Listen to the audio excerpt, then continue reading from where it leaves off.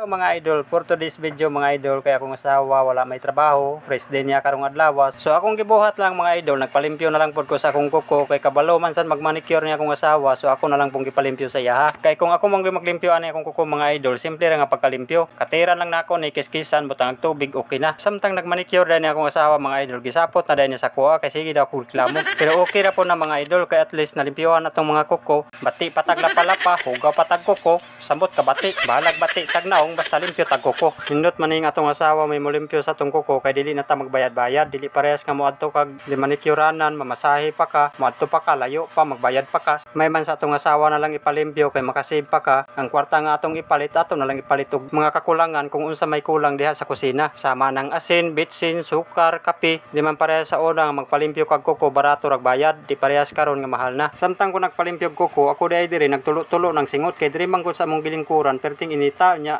higang pagyud kayo. Nakanindot pagyud sa atong panahon karon kay lami kayo pud ilaglaag. Lami pud kayo iligo og swimming pool labi nag-init kaayo ang panahon. Pwede ra ka maligo sa sapa, sa beach, swimming pool, planggana, sa banyo, sa gripo. Kamo na bahala asa mo maligo. Kay ako diri ra ko sa banyo.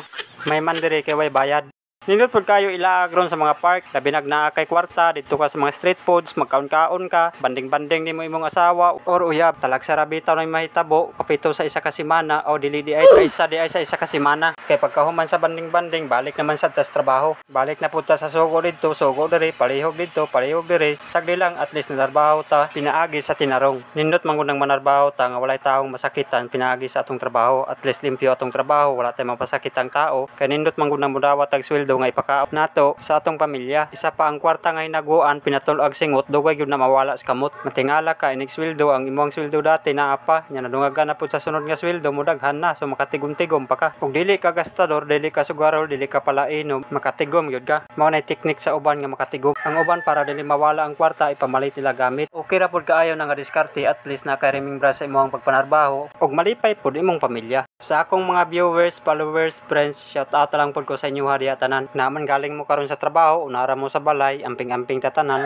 Kay sa atong panahon karon kasunod-sunod ang kalamidad. Kay bisan tuod layo tas kalamidad, magamping-amping gyapon ta. Kumbaga, always ready ba? Nga kung unsay mahitabo, ready na tadaan. Pero wala man ta mangandoy. Ang importante ready ta pirmi. Tuod pa di ay mao ni among boarding house diri mga idol. Karon kay hapit naman mahuman og manicure akong asawa. So salamat kayo sa pagtan-aw sa video mga idol. Palihog na lang po kog share, like sa ako ang video o paki-follow na lang pod para mga-update ka pirmi sa ako ang mga video nga i-upload. Ug shout out na lang pod ko sa inyo ha tanan. Mao din ni resulta sa pagmanicure sa akong asawa. Simple nga pagka-manicure nakauyon man sad pod ko, hilig po nako ni siya nga color. Ug diri lang tama natong video mga idol. Salamat.